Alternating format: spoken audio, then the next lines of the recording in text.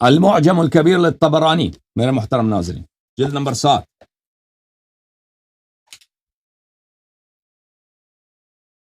المعجم الكبير للطبرانی، المجلد السابع، چاپ دار احیاء التراث العربی، کتاب چھپی ہے سنہ 2009 میں بیروت لبنان۔ ملاحظہ فرمائیے صفحہ نمبر 127 ہے، حدیث نمبر ہے 465۔ سند پہ بات کریں گے، پہلے متن حدیث پڑھتے ہیں آپ کی خدمت میں، ٹھیک ہے نا۔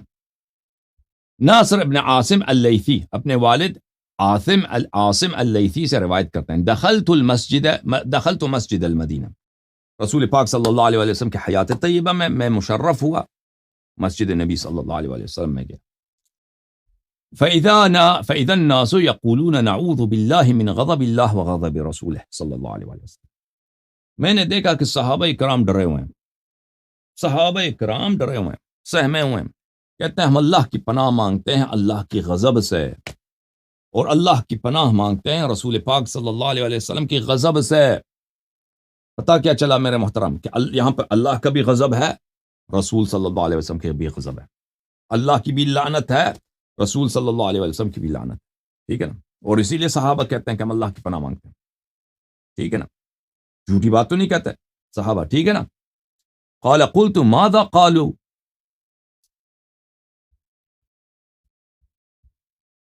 ماذا، میں نے پوچھا صحابہ سے کہ ہوا کیا ہے، قالوا، صحابہ نے کہا یہ ہوا، کان رسول اللہ صلی اللہ علیہ وآلہ یخطب علی منبرہ، انہوں نے کہا کہ رسول پاک صلی اللہ علیہ وسلم منبر پہ تھے اور خطبہ دے رہے تھے، خطبے کے درمیان میں فقام رجل فاخذ بید ابنہ فاخرجہ من المسجد، ایک شخص اٹھ کے کھڑا ہو گیا، اپنے بیٹے کا ہاتھ پکڑ گیا، مسجد سے نکل گیا، وہاں سے نکل گیا، وہ شخص نکل گیا۔ جب رسول پاک صلی اللہ علیہ وسلم نے یہ دیکھا تو انہوں نے فرمایا لعن اللہ القائد والمقود، تو رسول پاک صلی اللہ علیہ وسلم نے کہا کہ اللہ لعنت کرے وہ شخص جو ہاتھ پکڑ کے نکل رہا ہے، اور اس کا بیٹا جس کا اس نے ہاتھ پکڑا ہے اور اس کو پکڑ کے نکال رہا ہے اپنے ساتھ، اللہ دونوں کو لعنت کرے، قائد اور مقود کو، آگے والے کو اور پیچھے والے کو، دونوں کو اللہ لعنت کرے۔ ویل لہذہ یوما لہذہ الامہ من فلان ذی الاستا، پھر فلان نام نہیں بتایا کہ کون ہے بھائی، ٹھیک ہے نا، حدیث میں سینسرشپ ہے، قینچی ہے بھائی، وہ ریڈیکٹ بولتے ہیں نا، ریڈیکٹ کرتے ہیں، سیاہ کالی لگاتے ہیں کہ وہ ملعون کون ہے بھائی، جو مسجد میں سے اپنے بیٹے کے ساتھ نکل گیا تھا۔ تو رسول پاک صلی اللہ علیہ وسلم نے فرمایا کہ اللہ لعنت کرے آگے والے کو پیچھے والے کو، اس امت پہ بہت بڑا شر آئے گا ایک دن اسی سے، ذل استا، جس کا جو وہ ہے نا، استا کس کو بولتے ہیں پتہ آپ کو؟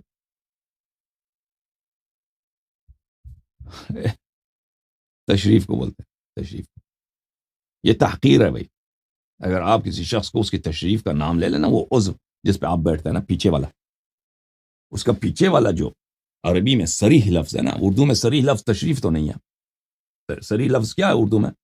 گاف کے ساتھ شروع ہوتا ہے نا، ڈال کے ساتھ ختم ہوتا ہے، گاف آخر میں ڈال ہے، ٹھیک ہے، وہ ہے، ٹھیک ہے، وہ لفظ تو ہم بول رہے ہیں، ہم بولنا تو چاہیے، ہمیں بولنا چاہیے، حرج نہیں اس میں، لیکن یہاں انٹرنیٹ پہ بہت بیوقوف بہت ہے، پھر کہتے ہیں یہ تو بہترامی ہوگی، کیا اس میں بھائی لفظ ہے بھائی، وہ ٹھیک ہے، اس لفظ کا قصور نہیں ہے۔ بہرحال رسول پاک صلی اللہ علیہ وسلم نے کہا کہ یہ وہ شخص ہے، یہ وہ والا آدمی ہے، پیچھے اس کا اس طرح نا کہ اس پہ میری امت پہ بڑا ہی وہ آئے گا، بڑا ہی کیا آئے گا میری امت پہ، بڑا ہی فساد آئے گا، بڑا ہی شر آئے گا اس شخص۔ اچھا پہلے اس حدیث کے سند پہ بات کرتے ہیں، پھر انشاءاللہ تبارک و تعالی بات کرتے ہیں کہ یہ کون تھا، نام ثابت کر رہے ہیں آپ کے خدمت میں، ٹھیک ہے نا، نام۔ ملاحظہ فرمائیے کتاب مجمع الزوائد ہیثمی صاحب کی، جلد نمبر 5، چاپ دار الفکر، یہاں پر آپ کو لے کے چلتے ہیں صفحہ نمبر 437 میں، حدیث نمبر 9240، طبرانی صاحب نے روایت کی ہے، وہ رجال ثقات. وہی حدیث ہے کہ صحابہ کہتے تھے نعوذ باللہ من غضب اللہ وغضب رسولہ صلی اللہ علیہ وسلم، وہی حدیث، ٹھیک ہے نا. رسالت پناہ صلی اللہ علیہ وسلم نے دیکھا کہ ایک شخص اپنے بیٹے کا ہاتھ لے کے نکل رہے ہیں، تو فرمایا کہ اللہ آگے والے اور پیچھے والے دونوں کو لعنت کریں، اور یہ جو ہے ویل لہذه الامہ، میری امت کو بڑا ہی فساد درپیش ہے، من فلان ذی استا، یہ فلانے سے جو بڑا کیا ہے، ہاں بولو، یعنی آپ بولو مفعول آدمی ہے نا مثلا، یا بولو اس کا جو پیچھے ہے وہ بہت اس کے پاس کچھ نہیں، پیچھے اس کا بڑا ہے، یا تو یہ ذو الاسطح یا کنایا یہ ہے کہ وہ مفعول ہے، معبون ہے، مدخول فی ہے، ٹھیک ہے نا، یا یہ کہ اس کا پیچھا جو ہے بڑا ہے، مثلا موٹا ہے، اس کے شان میں اور کچھ بھی نہیں ہے. الآحاد والمثانی المجلد الثانی تألیف ابن ابی العاصم، متوفى سنة 287، تحقیق دکتور فیصل احمد جوابرہ، چاپ دار الرایہ، سنہ 1991 میں سعودیہ میں کتاب، ریاض میں کتاب چھپی ہے. ملاحظہ فرمائیے اس کتاب میں صفحہ نمبر 192. میرے محترم ناظرین، حدیث نمبر 968، ناصر ابن عاصم اللیثی اپنے والد عاصم اللیثی سے روایت کرتے ہیں کہ میں مسجد میں گیا، صحابہ کہتے تھے کہ اللہ سے پناہ مانگتے ہیں، من غضب اللہ و غضب رسولہ صلی اللہ علیہ وسلم، اللہ کی غضب سے اور رسول صلی اللہ علیہ وسلم کے غضب سے ہم اللہ کی پناہ مانگتے ہیں. میں نے پوچھا کیا ہوا؟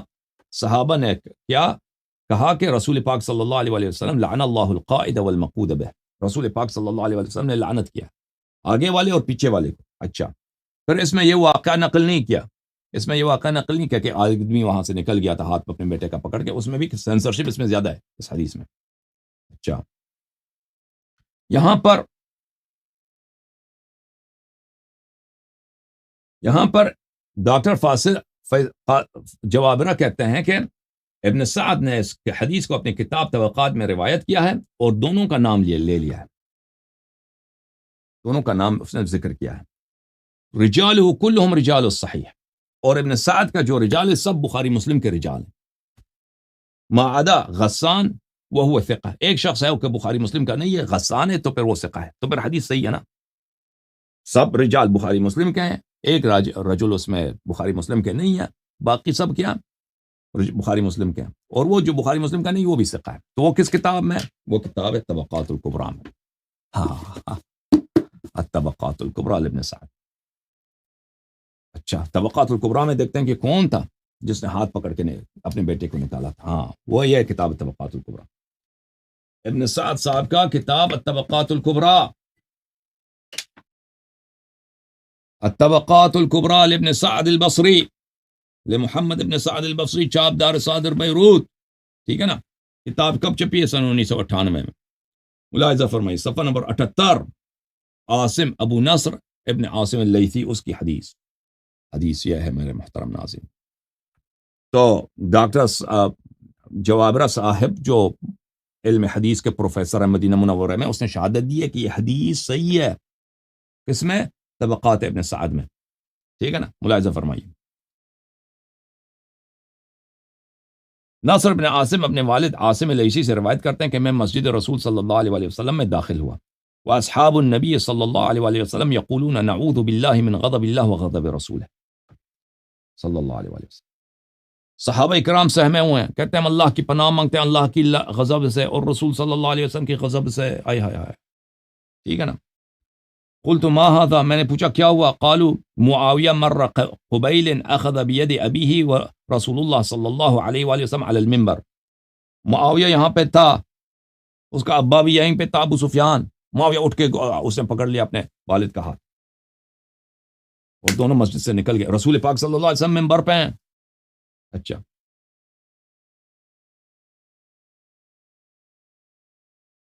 معاویہ مر قبیل، معاویہ ابھی تھوڑے سے پہلے یہاں سے نکل گیا، اس نے اپنے والد کا ہاتھ لیا، اور رسول اللہ صلی اللہ علیہ وسلم منبر پہ تھے، یخرجان من المسجد، ہاتھ پکڑ کے اپنے والد کا مسجد سے نکل گیا.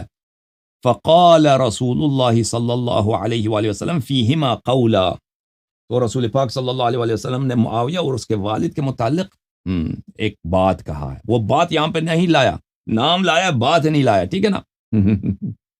لیکن ابن ابی عاصم نے اور اللہ آپ کا بھلا کرے سلیمان ابن احمد الطبرانی، ان دونوں نے بات لایا ہے، نام نہیں لایا ان جب، اور یہ سب کے سب احادیث صحیح ہیں بھائی، اور یہ ایک ہی واقعے کی بات ہے ہو رہی ہے، واضح بات ہے۔ جب ان سب احادیث کو ساتھ رکھتے ہیں تو نام بھی پتہ چلتا ہے، بات بھی پتہ چلتا ہے۔ بات کیا ہے؟ لعنت، کہ اللہ نے لعنت کی ہے اس شخص پر، آگے والے پر اور پیچھے والے پر، اور فرمایا کہ یہ شخص ذوالاستا ہے۔ ہاں، ذوالاستا کا کیا مطلب ہوتے ہیں؟ دو معنی ہوتے ہیں نا، ایک شخص ہے ذوالاستا یعنی وہ مفعول ہے، مفعول سمجھتے ہیں نا، مفعول، مفعول ہوتے تھے نا، اب بھی بہت ہوتے ہیں، ایک مفعول ہے۔ دوسرا ذوالاستا سے کیا مراد ہو سکتا ہے؟ ہو سکتا ہے کہ اس کا مثلا اس تحقیر کے لیے، تحقیر کے لیے کہ اے میری امت سن لو، میرے صحابے سن لو کہ یہ حقیر ہے، ان کی کبھی احترام نہیں کرنا، رضی اللہ نہیں کہنا، ان کو آپ نے گالی دینا ہمیشہ، شدید ترین بدترین گالی ان کو دینا، تحقیر کرو ان کا۔ آپ کسی کو اردو لفظ ہے نا، اس کا اول گاف ہے، اس کے بعد الف آتا ہے، اس کے بعد نون آتا ہے نا، آخر میں واو آتا ہے، ٹھیک ہے نا؟ قافیہ بھی اس کا بنتا ہے۔ بہرحال اس طرح کوئی کسی کو کہہ دو یا فلان والے کا، تشریف والا لفظ تشریف چینج کرو، اس کے پیچھے ایک صریح لفظ لگاؤ نا، پیچھے والا جو شرمگاہ اس کا لفظ لگاؤ، پیچھے والا، تو اس کی کتنی تحقیر ہے۔ تو رسول پاک صلی اللہ علیہ وسلم نے منبر سے وما ينطق عن الهوى ان هو الا وحی یوحى، اور جماعت عمریہ کم از کم یہ تو کہتا ہے نا کہ تبلیغ کرتے ہوئے پیغمبر صلی اللہ علیہ وسلم کیا تھے؟ معصوم تھے، اور تبلیغ کرتے ہوئے تو معصوم تھے نا، ابھی ممبر پہ تبلیغ کر رہے ہیں، ممبر سے تبلیغ کرتے ہوئے انہوں نے کہا گالی دی معاویہ کو، تو پتہ کیا چلا عزیزوں کہ معاویہ کو گالی دینا سنت، معاویہ کا احترام کرنا رسول پاک صلی اللہ علیہ وسلم کی مخالفت ہے، قبیح ترین گالی اس کو دینا، قبیح ترین گالی اس کو کس نے دیا؟ میرے حبیب صلی اللہ علیہ وسلم نے دیا، میرے مولا نے دیا۔ میں نے کہا تھا آپ سے کہ رسول پاک صلی اللہ علیہ وسلم سے دنیا میں تبرعی کوئی نہیں ہے، تبرع سیکھنا ہے تو پیغمبر صلی اللہ علیہ وسلم سے سیکھو، ٹھیک ہے نا؟ اور امت تمہیں کیا ہو گیا؟ یہ تمہاری اپنی حدیث ہے، تمہاری اپنی کتابیں ہیں، بشرط بخاری مسلم آپ کی خدمت میں صحیح حدیث پیش کر رہے ہیں، اور آپ جو ہے معاویہ میں پھنس گئے ہو۔ اچھا،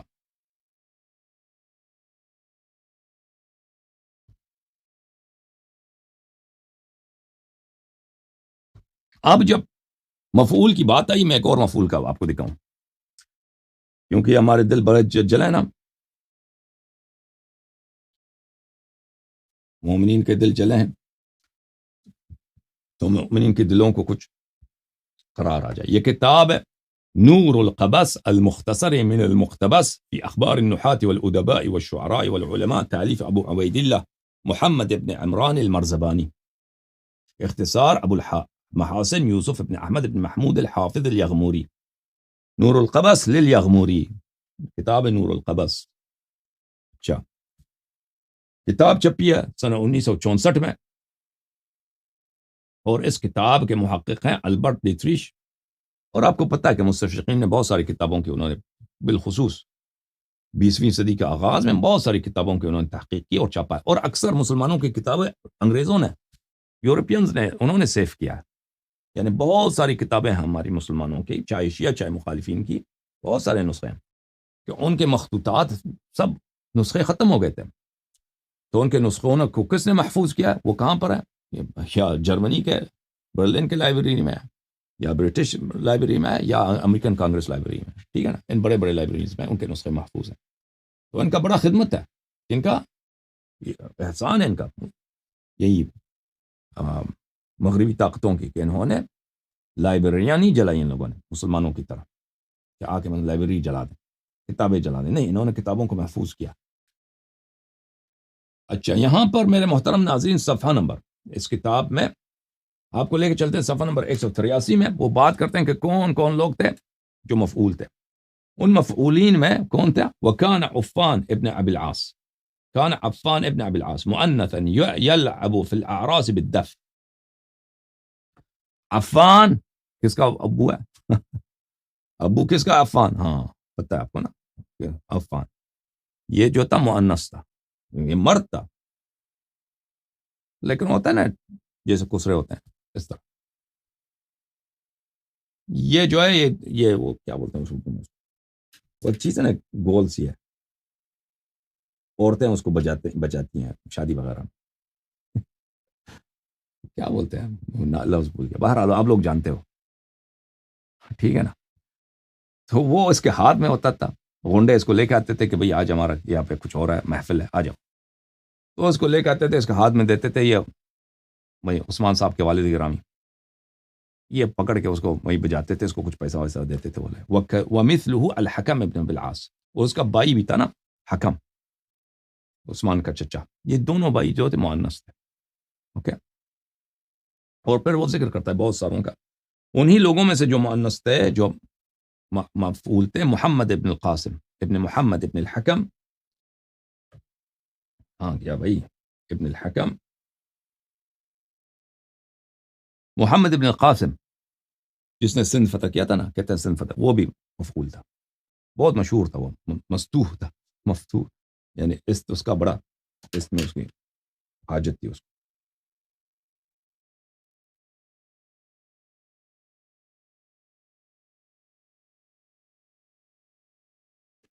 اب ثابت ہو گیا نہیں ہوا عزیزو, وہ ثابت ہوا ہے نہیں ہوا. کتنے سند ہو گئے, بہت سارے سند ہو گئے نا, سند تو صحیح ہیں. اوکے, مزید سند آپ کو دکھاتے ہیں. ربیع الابرار و نصوص الاخبار, تالیف محمود ابن عمر الزمخشری, جزء خامس, چاپ مکتبۃ مطبوعات العالمی, مؤسسۃ العالمی للمطبوعات, بیروت میں کتاب چھپی ہے. یہاں پر صفحہ نمبر 358 میں وہ نقل کرتے ہیں دوسرے سند کے ساتھ. عبید اللہ ابن سلیمان ابن وہب نے اپنی کتاب میں لکھا ہے, رأى رسول اللہ صلی اللہ علیہ وآلہ ابو سفیان مقبلا على حمار ومعه ابنه معاویہ یقودہ ویزید یسوقہ. رسول پاک صلی اللہ علیہ وسلم نے دیکھا کہ ابو سفیان آ رہے ہیں گدے پہ سوار, معاویہ جو ہے آگے ہے, اور یزید ابن ابی سفیان معاویہ کا بھائی وہ پیچھے سے آ رہا ہے. تو رسول پاک صلی اللہ علیہ وسلم نے فرمایا, لعن اللہ الراکب والقائد والسائق, اللہ تعالیٰ لعنت کرے سوار کو, آگے والے کو, اور پیچھے والوں کو, تینوں کو اللہ لعنت کرے, پوری ٹیم پہ لعنت. اچھا, جب یہ پتہ چلا عزیزو, ان مختلف روایات کو ہم نے آپ کی خدمت میں دکھا دیا, اس سے بالکل اس میں شک ہی نہیں رہتا کہ رسول پاک صلی اللہ علیہ وسلم نے ان کو لعنت کیا. اب میں ایک نقطہ آپ کو دکھا دیتا ہوں, پھر اس کے بعد مزید لعنات دکھا دیتا ہوں کہ یہ بات جو پیغمبر صلی اللہ علیہ وسلم کسی کو لعنت کرتے ہیں, تو رسول پاک صلی اللہ علیہ وسلم کو پتہ ہے کہ لعنت کا کیا مراد ہے. انہوں نے خود پیغمبر صلی اللہ علیہ وسلم سے روایت کی ہے کہ لعن المؤمن کا قتل ہے, مومن کو لعنت کرنا ایسا ہے جیسے اس کے قتل کرو. سباب المسلم فسوق, کسی مسلمان کو گالی دینا یہ فسق ہے, یہ فسق ہے. کسی مسلمان کو گالی دینا فسق ہے. مومن کو گالی دے, مسلمان کو گالی دینا فسق ہے. مومن کو لعنت کرنا اس سے ایسا کہ اس کو قتل کرو, ٹھیک ہے نا. تو یا تو یہ کہہ دیں کہ نستجیر باللہ, پیغمبر صلی اللہ علیہ وسلم نستجیر باللہ فاسق تھے, ان کو خود اپنی شریعت کی پرواہ. وَلَقَدْ كَانَ لَكُمْ فِي رَسُولِ اللَّهِ صلی اللہ علیہ وآلہ أُسْوَةٌ حَسَنَةٌ, یہ جھوٹ ہے, قرآن جھوٹ ہے. وَإِنَّكَ لَعَلَىٰ خُلُقٍ عَظِيمٍ إِنَّ مَتَاعَ الدُّنْيَا قَلِيلٌ. قرآن کیا فرماتا ہے کہ پوری دنیا چوٹی ہے, یہ دنیا کچھ بھی نہیں ہے. إِنَّ مَتَاعَ الدُّنْيَا قَلِيلٌ, دنیا چوٹی ہے. حبیب صلی اللہ علیہ وآلہ وسلم وَإِنَّكَ لَعَلَىٰ خُلُقٍ عَظِيمٍ, حبیب صلی اللہ علیہ وآلہ وسلم کا اخلاق عظیم ہے. دنیا چھوٹی ہے, دنیا چھوٹی ہے, حبیب صلی اللہ علیہ وسلم کا اخلاق عظیم ہے. لیکن ایک شخص جو بے گناہ انسان کو لعنت کرتا ہے بار بار اس کے باپ کے سامنے, ٹھیک ہے نا, اس کے بھائی کے ساتھ, پوری ٹیم کو لعنت, تو یہ تو یا تو وہ لعنت کے مستحق ہیں, یا تو یہ لعنت کرنے والا جو ہے کیا ہے, خود بولو, اخلاق عظیم کا حامل نہیں ہے. قرآن جھوٹ ہے, قرآن جھوٹ ہے. اسوہ حسنہ نہیں ہے, قرآن جھوٹ ہے. نستجیر باللہ معصوم نہیں ہے, نستجیر باللہ فاسق ہے. بھائی نبوت اس کی باطل ہے.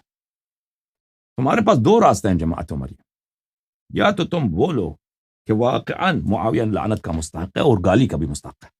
میں نے صحیح سند کے ساتھ ثابت کیا کہ پیغمبر صلی اللہ علیہ وسلم نے اس کو لعنت کیا, اس کے باپ کو بھی لعنت کیا, اس کے بھائی کو بھی لعنت کیا, سب کے سامنے لعنت کیا, ان کو گالی بھی دیا, ٹھیک ہے نا. اور اس طرح سے لعنت کیا کہ سب صحابہ کیا کہتے تھے کہ ہم اللہ کی پناہ مانگتے ہیں. سب صحابہ ڈرے ہوئے تھے, اللہ کی غضب سے اللہ کی پناہ مانگتے ہیں. سب کو پتہ, سب نے شہادت دی کہ معاویہ پہ اللہ کی غضب ہے. تو تم آ کر یا رسول صلی اللہ علیہ وسلم کی اتباع کرو, ٹھیک ہے نا, اتباع کرو, اور رسول صلی اللہ علیہ وآلہ وسلم کی تصدیق کرو یا پھر کافر ہو جاؤ. قرآن کو باطل کرو، پیغمبر صلی اللہ علیہ وآلہ وسلم کو گناہگار فاسق غیر نبی بنا دو، ختم بات، دین اپنا باطل کرو. تمہارے پاس کوئی چارہ ہی نہیں ہے. جماعت عمریہ کتاب ہے صحیح مسلم کی شرح نووی صاحب کی، مسلم بشرح النووی، مسلم بشرح یحییٰ بن شرف النووی، جزء اول، چاپ دار الفکر، کتاب چھپی ہے سنہ 2009 میں دار الفکر بیروت لبنان میں. یہاں پر باب نقصان الایمان، یہاں پر صفحہ نمبر 57 ہے، ملاحظہ فرمائیے.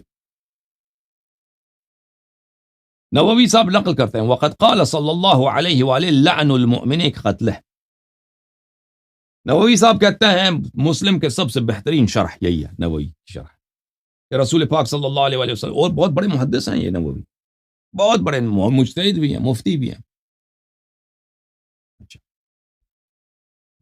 رسول پاک صلی اللہ علیہ وآلہ وسلم نے فرمایا کہ مؤمن کو لعنت کرنا لعنہ کا قتل ہے، لعن المؤمن کا قتل ہے، مومن کو لعنت کرنا اس کے قتل کے برابر ہے.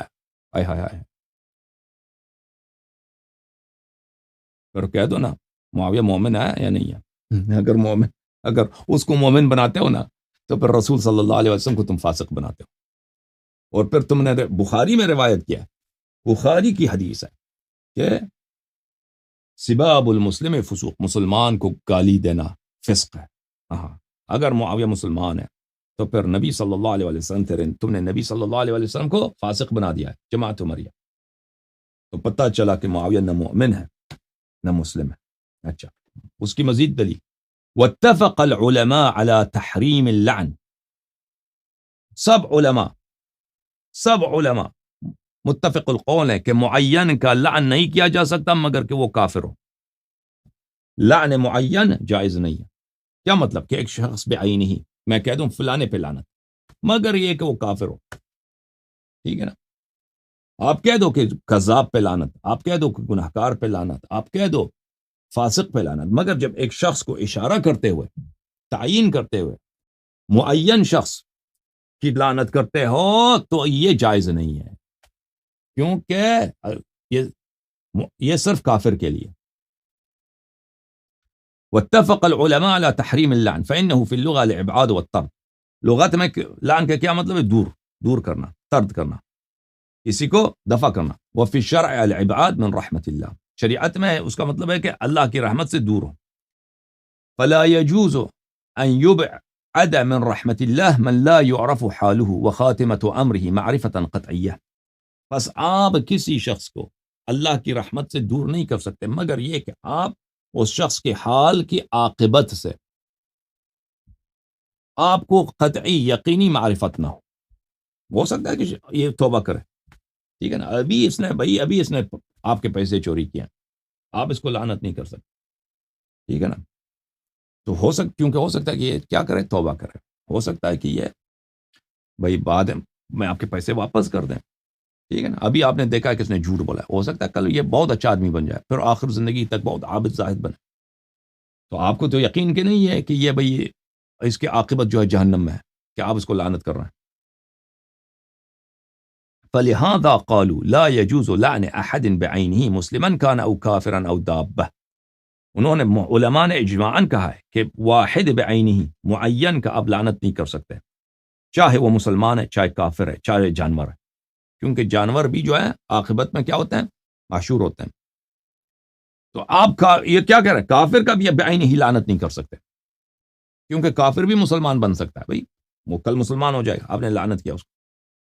اچھا، الا من علمنا بنص شرعی انه مات على الكفر او يموت عليه كابي جهل وابلیس. ہاں، اس میں ایک کیا ہے؟ ایک استثناء ہے. ہم کس کی لعنت کر سکتے ہیں؟ بعینہ، معین کی لعنت اس صورت میں کر سکتے ہیں کہ ہم نص شرعی کے ساتھ ہمیں علم ہو کہ یہ شخص کفر پہ مرا ہے یا کفر پہ مرے گا. کس کی مانند؟ ابو جہل کی مانند، ابلیس کی مانند.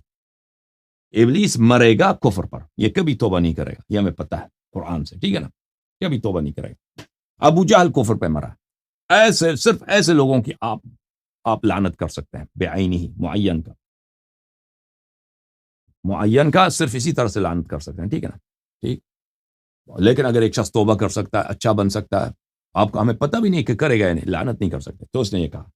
سمجھ میں آئی نا بات؟ یہ ان کا اجماع ہے. تو جب ان کا اجماع یہ ہے تو پیغمبر صلی اللہ علیہ وسلم نے کیا فرمایا؟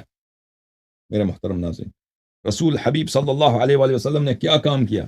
انہوں نے تو معین کا لعنت کیا نا، انہوں نے تو معاویہ کا نام لے کر لعنت کیا، ٹھیک ہے نا. تو اس کا پتہ یہ چلا کہ ان کے نزدیک، اس جماعت کے نزدیک معاویہ کیا ہے؟ معاویہ جو ہے وہ مسلمان نہیں، کیونکہ آپ کافر کا بھی لعنت نہیں کر سکتے، کیونکہ وہ کافر مسلمان بن سکتا ہے. ہاں، مگر آپ کو پتہ ہو کہ یہ کفر پہ مرے گا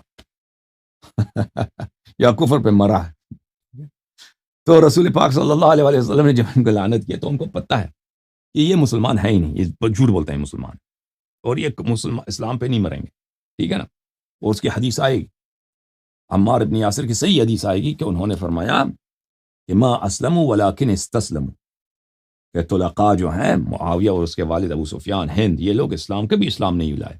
یہ ان کی اپنی کتب میں سے ہم ثابت کریں گے انشاءاللہ، کبھی مسلمان ہوئے ہی نہیں. لیکن انہوں نے کیونکہ یہ کمزور ہو گئے تھے فتح مکہ کے وقت، وہ روایت میں ہے نا کہ ہند نے داڑھی پکڑی تھی ابو سفیان کی. ابو سفیان نے کہا تھا کہ ہم مسلمان بنتے ہیں اللہ قتل ہو جائیں گے. ہند نے داڑھی پکڑ کے اس کو تھپڑ لگایا تھا اپنے شوہر کو، اور کہا تھا کہ یہ پاگل ہو گئے، ایک بوڑھا کہتا مسلمان بنتے ہیں. اتنا شدید نفرت تھا ان لوگوں کو اسلام سے. پھر ان کو جب پتہ چلا کہ قتل ہو جائیں گے تو انہوں نے اسلام کا اظہار کیا تھا. اچھا،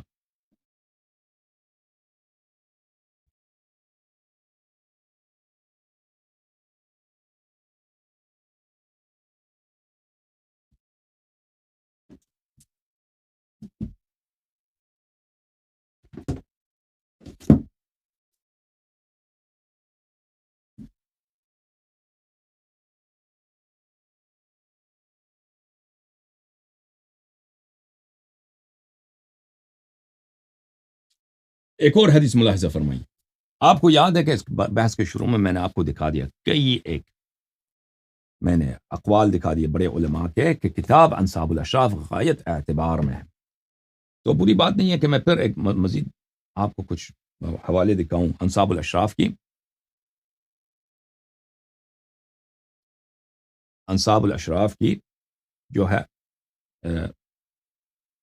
اور بلازری کی توثیق پر اور اس کتاب کی جلالت پر، یہ بہترین مصادر اور مہم ترین مصادر اور باعتماد ترین مصادر میں سے ہیں جو جماعت عمریہ کے ہاں ہیں.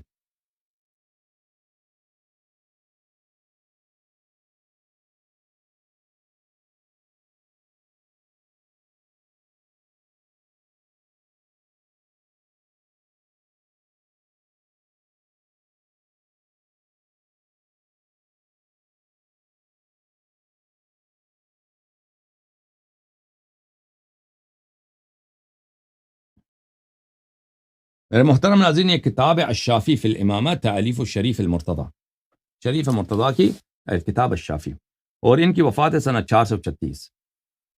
یہ بلازری کے بعد بہت قریب رہے ہیں، یعنی 100-150 سال کے بعد آئے.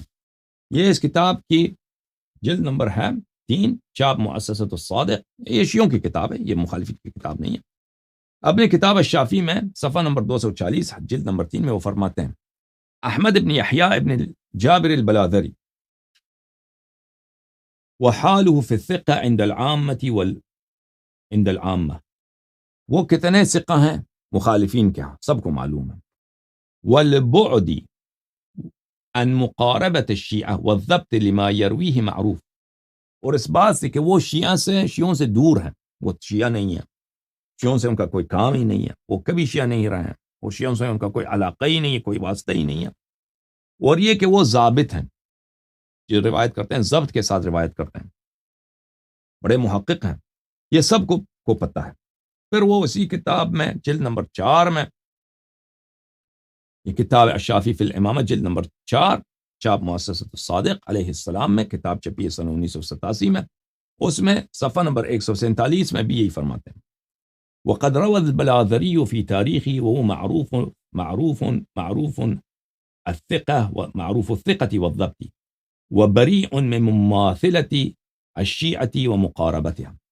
اس روایت کو بلازری نے اپنی کتاب میں نقل کیا ہے، اور وہ بہت ثقہ ہونے میں معروف ہے، ضبط میں معروف ہے، اور وہ شیعوں سے کسی قسم کا قربت نہیں رکھتا. سب لوگ جانتے ہیں کہ وہ معروف مشہور کہ وہ شیعہ نہیں ہے، اور شیعوں سے ان کی کوئی قرابت نہیں ہے. اچھا، یہ آپ نے دیکھا.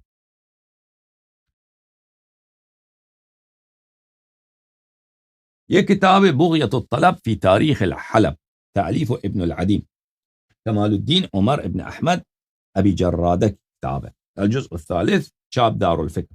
اس کتاب میں ملاحظہ فرمائیے صفحہ نمبر 1219 میں احمد ابن یحییٰ ابن جابر البلاذری صاحب کے متعلق فرماتے ہیں کہ یہ صاحب کتاب الانصاب ہیں، کتاب الانصاب الاشراف، وہو کتاب ممتع، یہ کتاب ایسی کتاب ہے ممتع، بہت فائدہ مند، کثیر الفائدہ، اس کے بڑے فوائد ہیں، کثیر الفائدہ والنفع، اس کتاب کے بہت ہی مفید کتاب ہے، بہت ہی تحقیقی کتاب ہے، عالی کتاب. اور صاحب کتاب کون تھے؟ کان شاعرا مجیدا، بہت بڑے شاعر تھے بلاذری صاحب. راویتا للاخبار والادب، یہ اخبار عموماً کہا جاتا ہے احادیث اور تاریخ کو، تاریخ اور حدیث کے بہت بڑے راوی تھے، اور ادب کے بھی راوی تھے، اشعار وغیرہ کے. وكان المتوکل قد جعله من ندمائه اخیرا، متوکل اپنے آخر حیات میں اس کو اپنے ہم نشستوں میں رکھا تھا، اور متوکل بہت ہی کٹر ناصبی تھا، شیعوں کے خلاف تھا. ٹھیک ہے، یہ متوکل کے ساتھ اس کا اٹھنا بیٹھنا تھا. وكان يعلم عبد الله ابن المعتز، اور یہ معتز، المعتز باللہ خلیفہ عباسی، اس کے بیٹے کا ٹیچر بھی تھا، یہ اس کا خاص ٹیوٹر تھا، اس کو پڑھاتا تھا. تو یہ بلاذری صاحب ہے، ٹھیک ہے نا.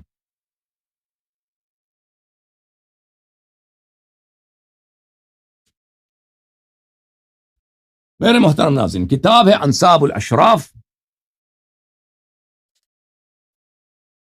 یہ جو حدیث ہم آپ کو دکھانے لگے ہیں میرے محترم ناظرین، کہ جب تم معاویہ کو میرے منبر پہ دیکھو تو اس کو قتل کرو، اس حدیث کے 10 مختلف طرق ہیں، 10 مختلف طرق ہیں. کتنے مختلف طرق ہیں؟ 10 مختلف طرق. ہم ایک صحیح طریقہ آپ کو دکھائیں گے، باقی طرق دکھانے کی ضرورت نہیں.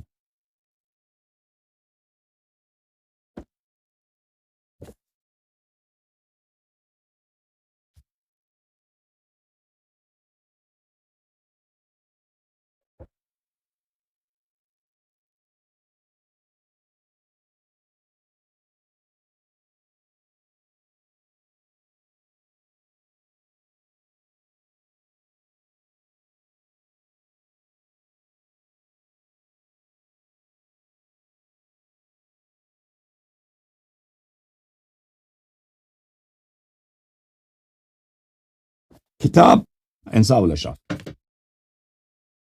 انصاب الاشراف، جلد نمبر 5، چاپ دار الفکر،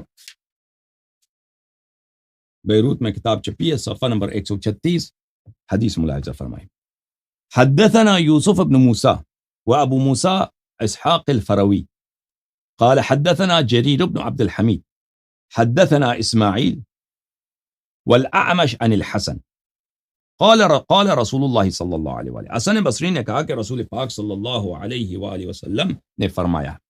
ٹھیک ہے نا، یہ حدیث مرسل ہے، لیکن اس کے سب رجال بخاری اور مسلم کے رجال، اور یہ حدیث دوسری سند کے ساتھ، وہ بھی اس کے رجال بخاری اور اغلب بخاری اور مسلم کے ہیں، ایک دو ہیں جو صرف مسلم کے ہیں، دوسری سند کے ساتھ بھی آ رہا ہے. ٹھیک ہے نا. یہ جو پہلا سند ہے یہ اس کے سب رجال بخاری مسلم کے ہیں. حسن بصری نے کہا قال رسول اللہ صلی اللہ علیہ وآلہ، رسول پاک صلی اللہ علیہ وآلہ وسلم نے فرمایا اذا رأیتم معاویہ علی منبری فاقتلوہ، معاویہ کو جب میرے منبر پہ دیکھو تو اس کو قتل کرو. معاویہ کو جب تم میرے منبر پہ دیکھو وہ واجب القتل ہے، اس کو قتل کرو. فترکوا امرہ فلم یفلحوا ولم ینجحوا، مسلمانوں نے رسول پاک صلی اللہ علیہ وسلم کا فرمان سنا، معاویہ کو منبر پہ دیکھا، اس کو قتل نہیں کیا. یعنی معاویہ کو کس نے منبر پہ بٹھایا؟ عمر نے بٹھایا نا. ابو بکر نے ابو سفیان سے وعدہ کیا کہ میں تیرے بیٹے کو شام دوں گا، تو اس نے یزید ابن ابی سفیان کو، وہ بھی ملعون تھا نا، اسی کو اگر ابو بکر مسلمان تھا تو اس نے کیوں ایسے ملعون آدمی کو شام کی گورنرشپ دی؟ ٹھیک ہے نا، ابو سفیان ملعون، اس کا بیٹا یزید ملعون، اور ابو سفیان ابھی زندہ ہے، تم اس کے بیٹے کو شام جو سب سے بڑا صوبہ ہے، ابھی فتح بھی نہیں ہوا، فتح ہونے سے پہلے وعدہ دیا کہ ہم آپ کو دیں گے یزید کو، یزید ابن ابی سفیان کو۔ پھر یزید مر گیا، طاعون آیا شام میں مر، پھر اس کے بعد فوراً ابو عمر کے خلافت کے ابتدائی ایام تھے، معاویہ کو وہاں پہ رکھ دیا۔ معاویہ کو کس نے ممبر پہ بٹھایا؟ ٹھیک ہے نا، اگر واقعاً یہ لوگ، دیکھو عزیز، ایک شخص کو رسول پاک صلی اللہ علیہ وسلم نے لعنت کیا، اس کو کافر بولا، اس کو گالی دیا، تو تم کیسے جرأت کرتے ہو کہ اتنے صحابہ موجود ہیں، اتنے بڑے بڑے صحابہ بدری احدی سب موجود ہیں، ٹھیک ہے نا، تم جا کے ابو سفیان کے بیٹے معاویہ کو اور یزید کو تم شام کا گورنر بناتے ہو؟ تو اگر کوئی شخص دیکھے نا عزیزو، اگر وہ واقعاً ایمان رکھتے تھے رسول پاک صلی اللہ علیہ وسلم پہ، کبھی یہ نہیں کرتے تھے یہ کام، ابو بکر اور عمر یہ نہیں کرتے تھے۔ خود بہترین دلیل ہے، خود یہ بہترین دلیل ہے کہ ان کا بالکل ایمان تھا ہی نہیں، انہوں نے تہیہ کر رکھا تھا کہ رسول پاک صلی اللہ علیہ وسلم کے بعد ان کے دشمنوں کو، ان کے منکرین کو، ان کو ہم نے اتھارٹی دینا، ان کو پاورفل بنانا ہے، اہل بیت علیہ الصلوۃ والسلام کو سائیڈ لائن پہ کرنا ہے۔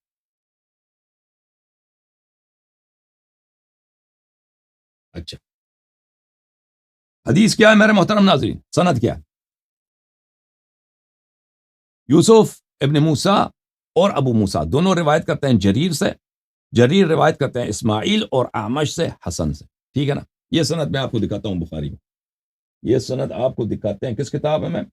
بخاری میں، تاکہ آپ کو خوب بخار آ جائے۔ یہ بخاری کی سند ہے۔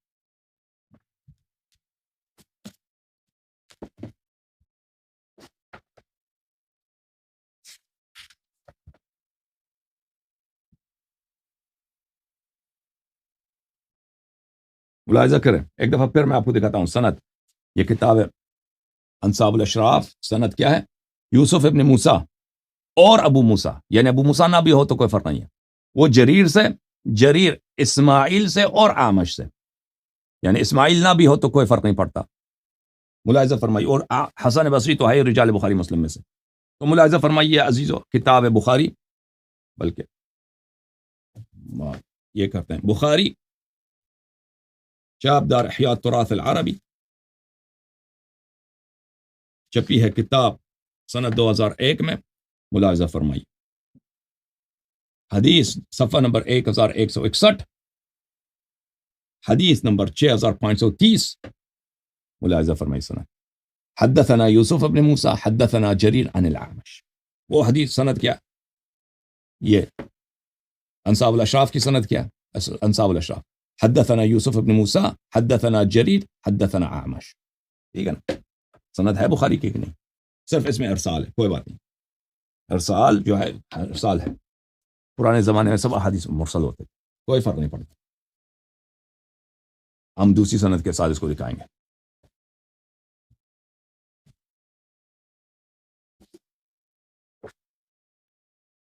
اس کے 10 احادیث اسانید ہیں، ایک حدیث اسی حدیث کے کہ معاویہ کو قتل کرو اگر ممبر پہ نظر آئے، اس کے ایک سند تو نہیں، 10 اسانید ہیں، 10 سے زیادہ اسانید ہیں۔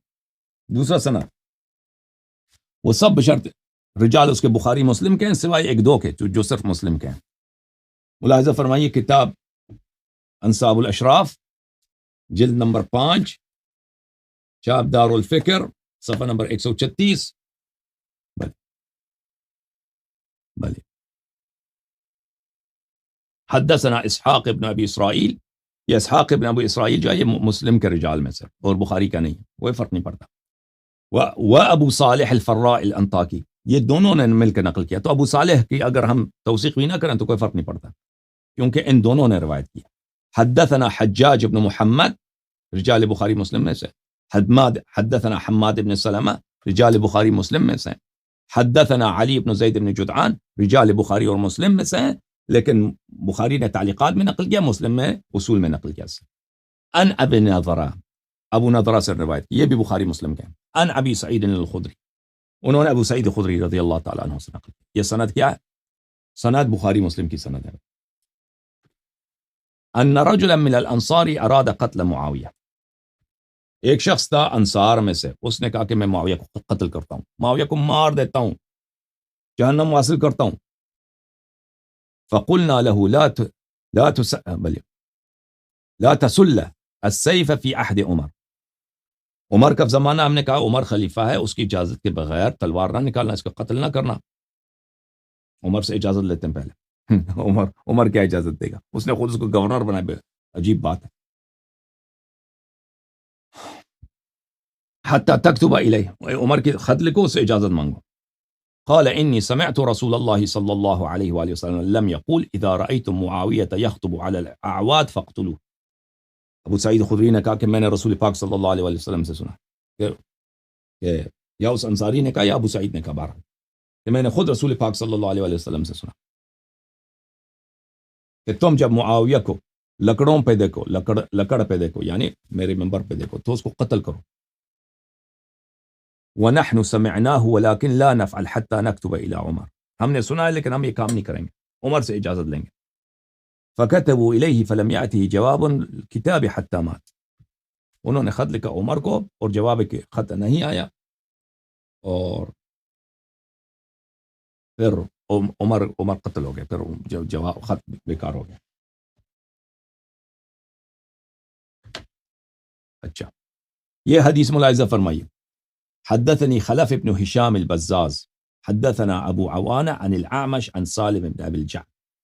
خلف ابن ہشام کا ہم نے دکھا دیا تھا، آپ کو یاد ہے کہ وہ بلی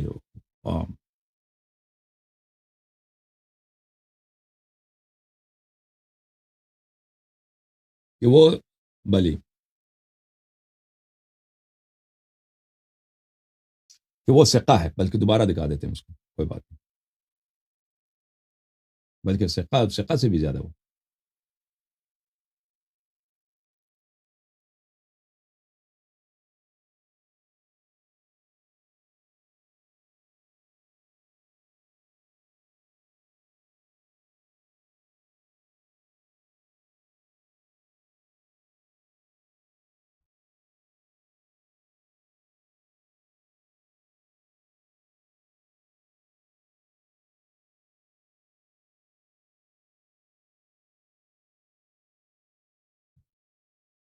دکھا دیا تھا آپ کو کتاب کاشف، ذہبی صاحب کی جو کتاب کاشف ہے اس میں صفحہ نمبر ہے 374.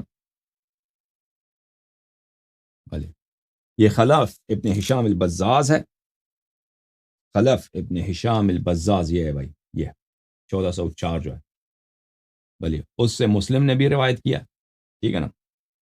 وہ ابو داود ابو یعلا والبغوی من نبلاء الائمہ، سنہ 229 میں اس کی وفات.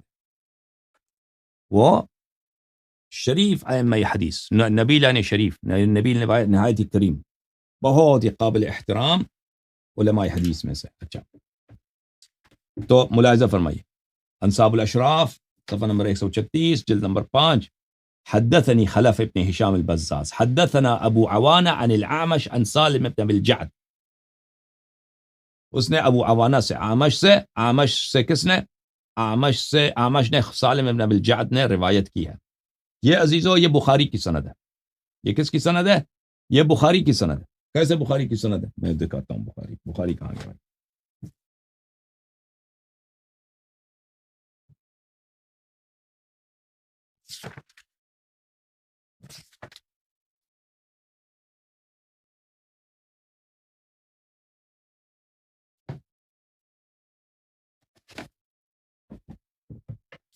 صحیح بخاری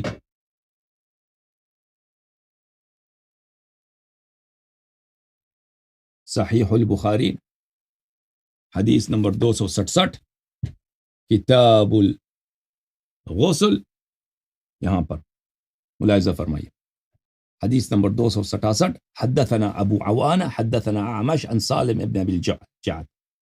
ابو عوانہ اعمش سالم ابن ابی الجعد، ٹھیک ہے نا. یہ بخاری کی سند. اچھا حدیث کیا ہے بھائی؟ حدیث یہ حدثنا خلف ابن ہشام البزاز حدثنا ابو عوانہ عن الأعمش عن سالم بن أبي الجعد قال قال رسول الله صلی اللہ علیہ وآلہ رسول پاک صلی اللہ علیہ وآلہ وسلم نے فرمایا معاویۃ فی تابوت مقفل علیہ فی جہنم، معاویہ ایک صندوق، ایک تابوت میں، ایک صندوق میں، اس پہ تالے لگے جہنم میں. یہ اس کی عاقبت، یہ اس کی عاقبت. مزید بولو بھائی، ہے کہ نہیں؟